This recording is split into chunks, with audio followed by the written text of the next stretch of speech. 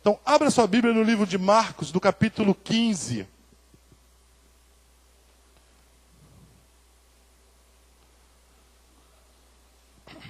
Marcos 15, do versículo 6 até o versículo 15. Marcos 15, do 6 ao 15. Diz assim a palavra do Senhor. Eu mesmo abri Marcos 5.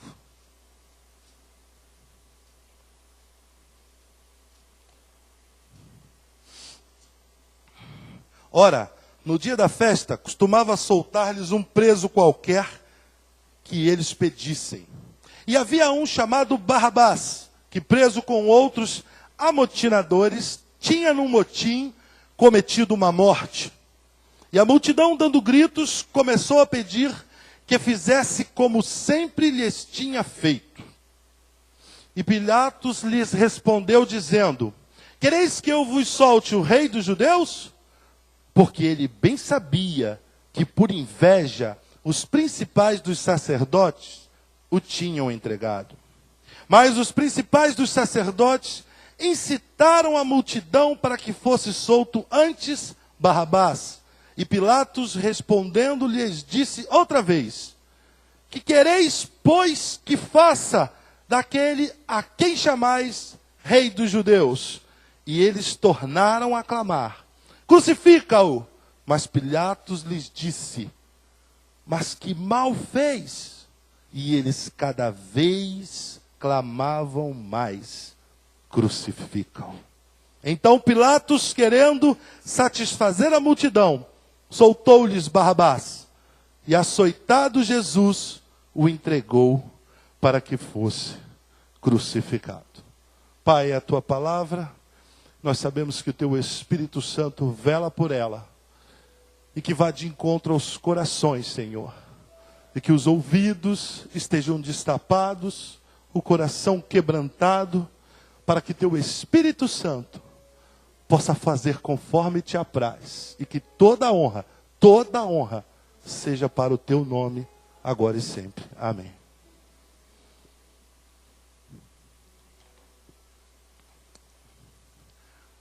Eu queria falar de um personagem, em poucos minutos, relembrar um personagem que todos nós conhecemos, que não fez parte da vida de Cristo, mas participou decisivamente no evento da sua morte. Um homem de nome Barrabás, um nome aramaico que quer dizer filho de pai nobre, entre uma ou outra tradução. Barrabás era um homem natural de Jope, de uma cidade circunvizinha. Era um homem que tinha uma profissão. A profissão dele, apesar de não estar relatada especificamente nas Escrituras, muito pouco se fala sobre esse homem. E o pouco que se fala somente até pouco tempo antes da crucificação.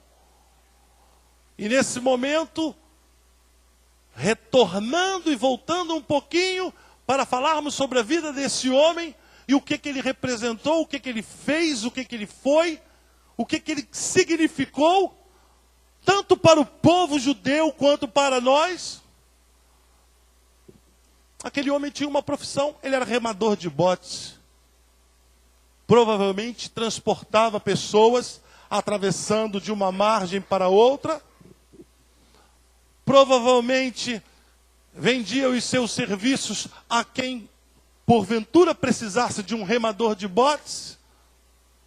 Era um homem viril, alto, não tão alto pelo padrão do povo judeu, mas um homem forte. Um homem acostumado a serviços duros. E a vida desse homem começa a mudar quando da ocupação do povo romano e das pressões que eram feitas sobre o povo judeu através da cobrança de impostos, através daquela forçação de barra, muito parecido como está acontecendo hoje, né? Por um acaso, né? Nós temos que pagar e pagar e pagar, e nada é revertido em benefício do povo, mas nós temos que continuar pagando. Eu costumo brincar e dizer que esse é o país mais fácil de você ser o ministro da Fazenda. Porque quando as coisas vão mal, é muito simples. Vamos aumentar um imposto, vamos criar um novo imposto. Vamos tirar o dinheiro da Petrobras e contabilizar no caixa do governo. Vamos usar isso. É muito fácil. E como todo povo que faz o trabalho dentro dessas características que nós estamos lendo, de opressor, porque o povo que coloniza, o povo que domina sobre um outro povo, nunca é bem visto daquele povo que está sendo dominado. Quando eu jogava futebol e eu fui jogar na França, eu era muito mal recebido, porque eu não sou branco, mas também não sou negro, né? Estou ali. Então eu ia para o meio dos colegas brancos. Aqui no Brasil não tem nada disso. Aqui no Brasil você não se preocupa com isso. E eles olhavam para mim e diziam, é melhor, tem que procurar a tua turma. Então eu ia para o lado dos colegas negros. E eles diziam, você não é daqui, você não faz parte daqui. Tem que eu... Ficava naquela, para onde eu vou? E aí eu me juntava com aqueles que ninguém gostava deles. Que eram os argelinos, os marroquinos, ou seja, fruto de povos que foram colonizados pela França e que também não tinham nenhum carinho pelos franceses. Era um negócio meio complicado. Mas no mundo do futebol a gente vai e se ajeita de um jeito ou de outro. Só que esse homem, após não conseguir pagar mais os impostos, teve seus bens tomados pelo governo, incluindo seu bote e suas coisas. E ele, a partir daquele momento, tornou-se um rebelde. Ele ficou tão irritado com aquela situação, e ele participou, a partir daquele momento, de um partido chamado do Partido dos Zelotes, um partido, entre aspas, político, que tinham ações de roubo, ações de motins, como nós lemos aqui, contra o povo romano. Eles roubavam, entravam em tudo, tumultuava, e inclusive eram também mal vistos pelo povo judeu. Porque por causa dele, muitas das vezes, o povo romano pressionava mais o povo judeu. E aquele homem então tornou-se um malfeitor. Já era um homem temido. Tinha um nome que já trazia medo para as pessoas. E Barrabás, analisando a pessoa em si, o homem em si, não creio que ele tivesse planejado isso para a sua vida. De se tornar um malfeitor, um homem ruim, um homem duro, um homem que entrava dentro de um lugar. E na Bíblia, quando fala sobre os ladrões, esse tipo de ladrão que era crucificado, não era um ladrão que fazia um roubo a uma pessoa, ou entrava numa casa e roubava. Era um tipo de ladrão que ele entrava e tudo aquilo que ele não pudesse roubar, ele destruía. Esse era o tipo de ladrão que era crucificado. Era esse tipo de ladrão. Não aquele que faz um furto, me dá o que você tem, pega aqui, pega o cavalo, deixa eu ir embora. Não. Eram aqueles que, além de roubar, destruíam. E aquele homem tornou-se um homem temido, e cada vez mais ele cresceu na sua maldade. Conforme diz a palavra de Deus, aquele que é sujo, suje-se mais ainda. Até chegar a um ponto em que ele comete um homicídio. Dentro de uma dessas incursões desse grupo, eles matam um soldado romano. A partir daquele momento, todos daquele grupo estavam condenados à morte. Todos. E a crucificação era uma das modalidades em que o povo romano gostava muito de fazer uso. Por quê? Porque as pessoas ficavam expostas. Porque a crucificação, como você já deve ter ouvido falar, fazia com que a pessoa sofresse muito e demorava muito para morrer. Existiram casos de pessoas que foram crucificadas que demoraram 1 semana para morrer, pendurada numa cruz. E aquele homem, um malfeitor, uma pessoa, aos olhos da sociedade, desprezível. Uma pessoa em que quem o temia por aquilo que ele fazia, por aquilo que ele representava. E ele representava tudo de ruim naquela altura. E aquele homem foi preso, juntamente com outros do seu bando.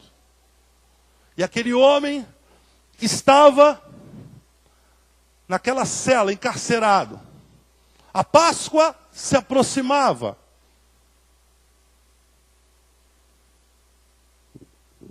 Os líderes do povo judeu queriam a todo custo se livrar de Jesus.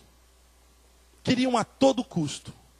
E estavam preocupados porque queriam fazer isso antes da Páscoa. E aquele homem estava encarcerado. Nesse momento, começa a se juntar a história de Barrabás com a história de Jesus. Aquele homem, como era um bandido conhecido, como eu já falei aqui, como era um bandido, um assassino, um bandido, os 4 evangelhos definem ele como um ladrão, um salteador, um arruaceiro, um assassino, um amotinador. Ou seja, não existe um adjetivo bom para aquele homem. Nada. E imediatamente, conforme nós lemos aqui, quando se começa a desenhar-se que Jesus poderia ser solto, porque Pilatos insistia, não vejo mal nenhum. Vou fazer o seguinte, vou mandar dar uma surra no Jesus de vocês e solto ele. Tá bom assim para vocês? Não. E era costume na Páscoa que, no caso, o governador, no caso, o chefe romano da cidade, para fazer um agrado com o povo judeu, liberasse, soltasse, apagasse as transgressões de algum malfeitor, para que pudesse fazer um agrado ao povo. Viu como sou bom? Estamos na Páscoa e eu vou liberar esse criminoso. Ele não mais será condenado, ele não mais será julgado, porque já estava condenado, e ele não mais terá a sua pena imputada a ele. Ele vai sair daqui como um homem livre. E era feito isso, corriqueiramente. Então, naquele momento, naquele precioso momento, as vidas de Barrabás e de seus colegas malfeitores, elas se unem. Naquele momento, a história. Jesus Cristo veio para que nós tivéssemos vida. Ele não veio para que eu e você tivéssemos uma vida medíocre, uma vida mesquinha, uma vida sem graça, uma vida sem propósitos. Ele veio para mudar a essência da natureza do homem. Ele veio para trazer a paz aonde não havia paz. Ele veio para fazer com que aquele que o recebesse fosse tratado imediatamente como filho e co-herdeiro com ele dos céus. Você conhece a história da salvação, da crucificação, você conhece a história toda. Estávamos chegando a um momento crítico, e nesse momento, nesse exato momento, quando aquele homem estava ali,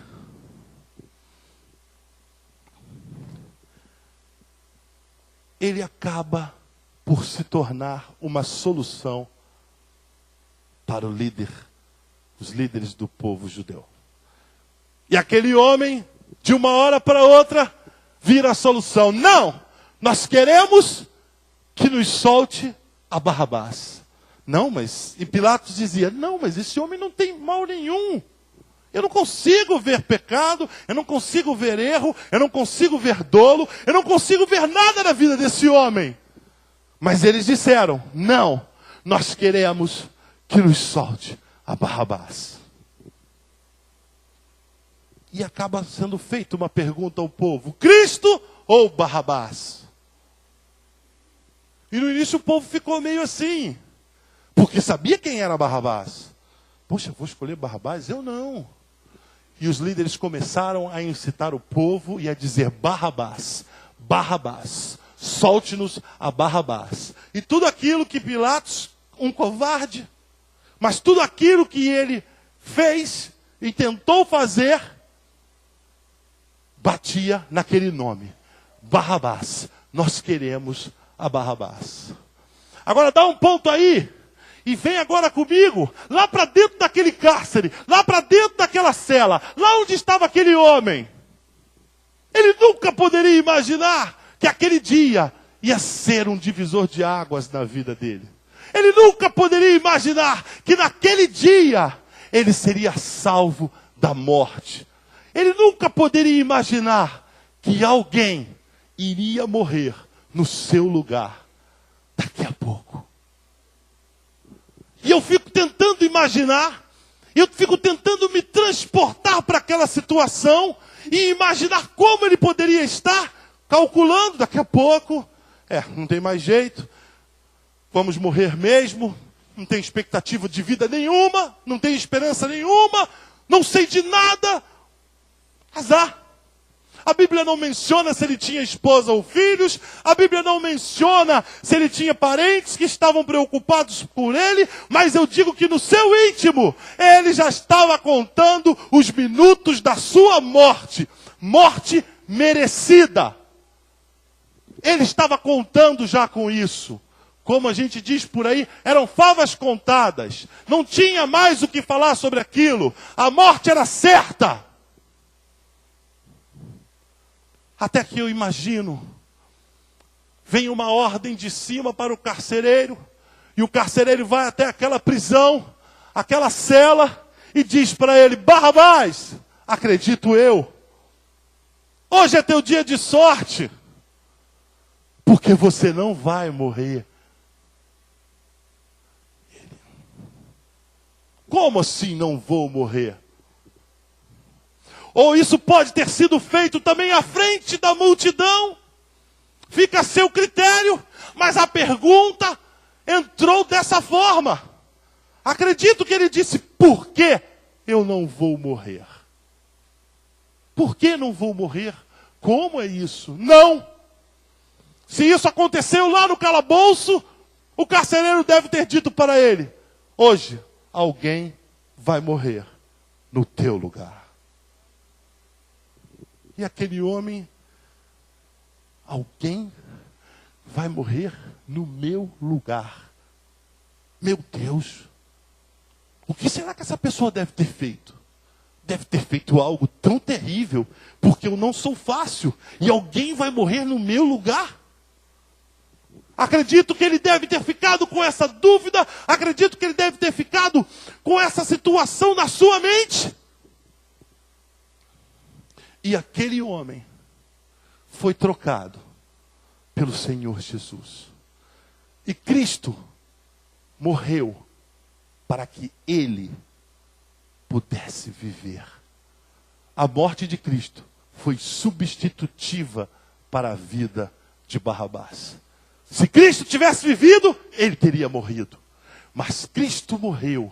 E Cristo não morreu por ele. Cristo morreu por todos os Barrabás que estão aqui nesta noite. Cristo morreu por mim e eu não merecia isso. Sabe por quê? Moralmente eu sou semelhante a Barrabás. Moralmente você é semelhante a Barrabás. A Bíblia diz lá em Romanos 3:23 que todos pecaram e destituídos estão da glória de Deus. A Bíblia fala que por um só homem entrou o pecado no mundo. E haveria de vir também a solução por um só homem. E Cristo não foi... Ele não foi obrigado. Ele foi voluntariamente. Porque como diz a palavra de Deus em João 3,16, porque Deus amou o mundo de tal maneira que enviou o seu único Filho, para que todo aquele que nele crê não pereça, mas tenha a vida eterna. Estava se cumprindo todas as profecias que foram ditas ao longo de 900, 800 anos para trás, acerca de Cristo. Isaías falou lá em 53, 4 e 5, se eu não me engano, porque pelas suas pisaduras nós fomos sarados. O castigo que nos traz a paz estava sobre ele. E esse castigo foi cravado naquela cruz do Calvário. A tua cédula de dívida, a minha cédula de dívida foi cravada naquela cruz. E quando ele ressuscita ao terceiro dia, rasga-se o véu, e o poder sobre a morte, o poder sobre a condenação eterna, estava nas suas mãos. Ele resgatou a vida eterna, para que eu e você tivéssemos, enfim, sim, uma vida abundante, gloriosa, cheia de paz, de alegria, cheia de ânimo novo, renovando-se a cada manhã, para que nós pudéssemos entender o grande amor de Deus para com cada um de nós. Somos sim moralmente semelhantes a Barrabás. Ah, mas eu jamais iria matar um ser humano. Eu não iria fazer mal. Eu sou uma pessoa boa. Talvez por um justo, né, pastor Marcelo? Talvez por um justo alguém morresse. Mas quem seria capaz de morrer por Barrabás? Quem seria capaz de morrer por aqueles que o estavam flagelando? Por aqueles que o estavam condenando? Ele ali disse: Senhor, tem misericórdia, perdoa-lhes, porque eles não sabem o que fazem. Em todo tempo, Cristo demonstrou o seu grande amor, não para com Barrabás somente, não para com aquela multidão que estava ali, vivendo aquele momento em loco, mas para todos os quantos, nascidos depois, puderam, através daquele sacrifício, ter uma oportunidade de sair da morte para a vida, de sair da perdição eterna para a salvação eterna. Religião não pode fazer isso com você. Seja ela qual for, filosofia humana alguma tem o poder de fazer isso. De mexer no sobrenatural, no inatingível para o ser humano. E Deus, que sabe de todas as coisas e conhece o teu coração, e aí você vira para mim e diz assim: mas pastor, eu reconheço Jesus Cristo como o único e suficiente Salvador. O primeiro passo você deu, e eu te pergunto, mas Ele tem sido o Senhor da tua vida? Deus tem sido o Senhor da tua vida? Ou será que você tem andado conforme a maré? Jesus Cristo tem tido a liberdade de governar a sua vida? Jesus Cristo tem tido a liberdade de dizer por quais os caminhos que você deve andar? Ou é você que está trilhando os teus próprios caminhos? Ou é você que está definindo as tuas próprias ações? Ele precisa ter a primazia, porque Ele não divide a glória dele com ninguém. Deus é único.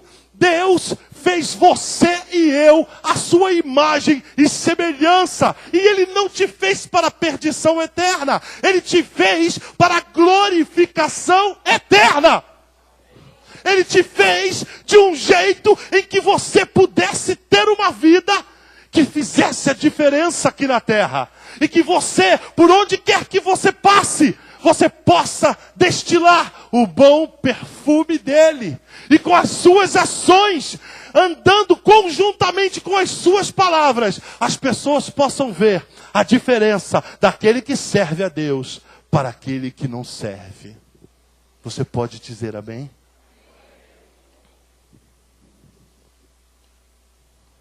Jesus precisa de mais autonomia na vida de muitas pessoas aqui hoje. Eu não sei o que aconteceu depois com a vida de Barrabás. Nem os livros seculares e nem a Bíblia fala qual foi o destino daquele homem. Eu não sei o que se passou depois. Eu não sei se ele refletiu e disse: agora eu vou ter uma vida diferente.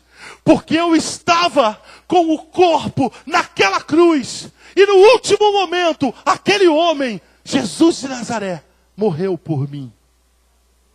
Eu não sei se ele pensou dessa forma, ou se ele continuou roubando, furtando, maltratando, matando. Eu não sei. Você também não sabe. Mas eu creio que houve um impacto muito grande na vida daquele homem. Você quer saber de outra coisa muito interessante? Para que se confirme ainda mais que aquela cruz não era para o nosso Senhor. Quando os prisioneiros eram julgados e condenados à morte e morte de cruz, imediatamente era tirada a medida corpórea deles. Se tirava a medida do corpo do prisioneiro para que se preparasse a cruz de acordo com o tamanho do prisioneiro. E conforme eles mediam, aonde iriam entrar os pregos grandes, aonde ele fosse entrar, eles já faziam um buraco na madeira, para quando começasse a bater, ela pudesse entrar e se acomodar mais rapidamente. As medidas que estavam naquela cruz, onde Jesus foi crucificado, as medidas não eram as medidas dele, eram as medidas de Barrabás. Ele foi crucificado numa cruz que nem dele era, porque ele sempre fez isso. A glorificação do Pai no Filho fez com que ele substituísse em Barrabás todos nós naquela cruz. Todos nós fomos substituídos.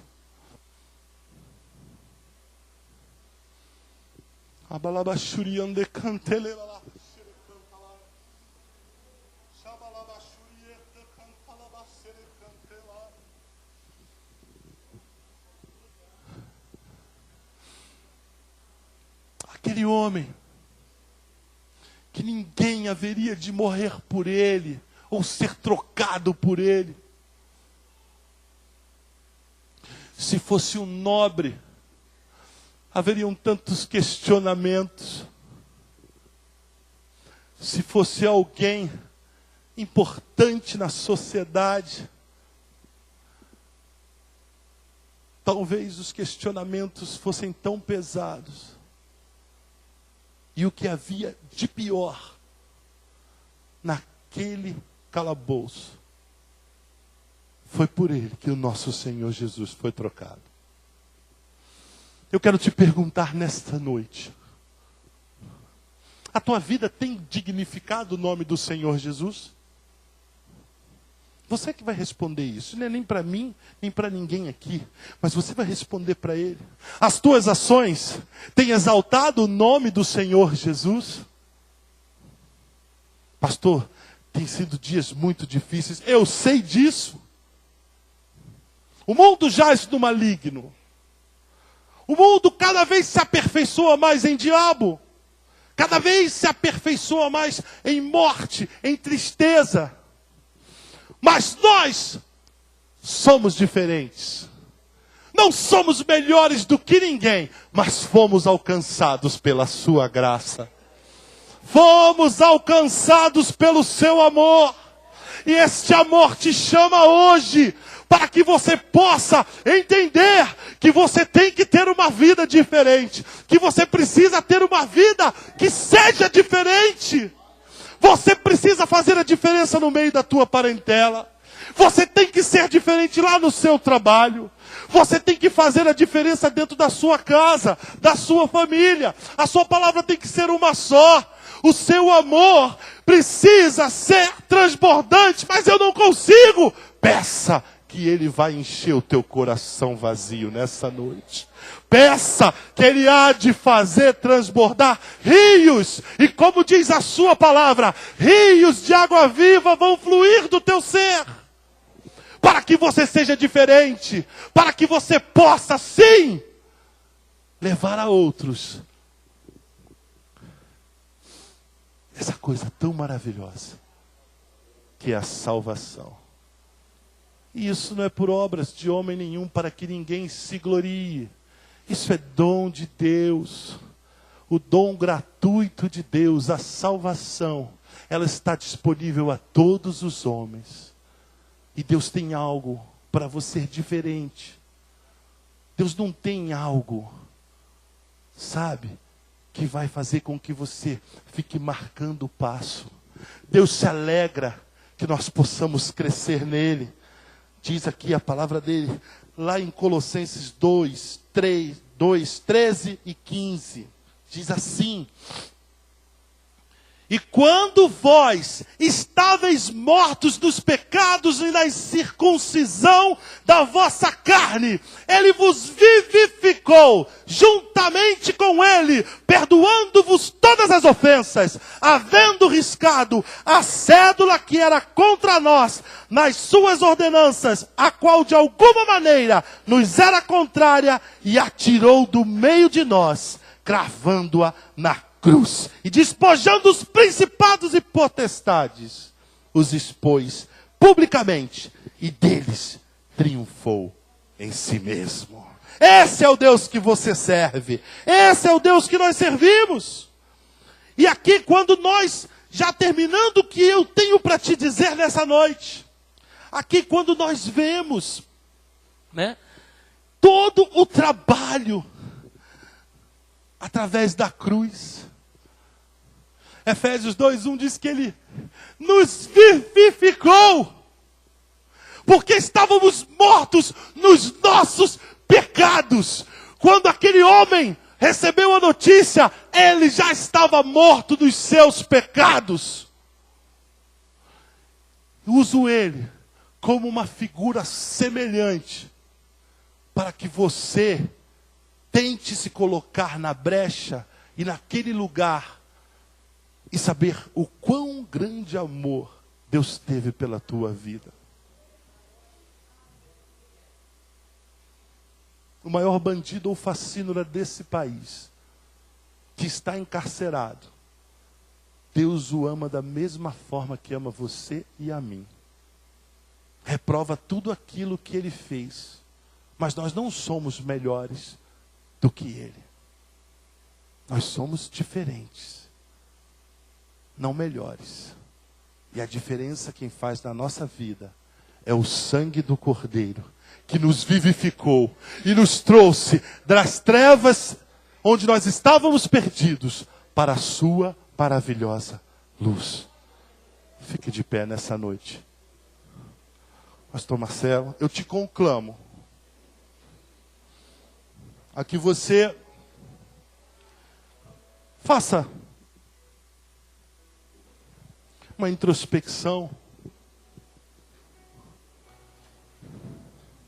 de como está a sua vida. Como você tem feito com a sua vida?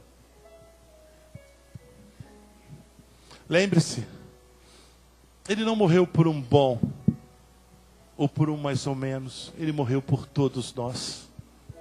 E ele não está satisfeito que você o reconheça como único e suficiente Salvador. Ele precisa ter a primazia na tua vida. Ele precisa do primeiro lugar. Ele precisa ter o controle das ações. Ele precisa dizer qual é a direção. Ele precisa dizer o que você e eu temos que fazer. Ele precisa de ter o controle sobre a tua vida. Se nós dermos o controle a Ele, jamais nos decepcionaremos. Aleluia.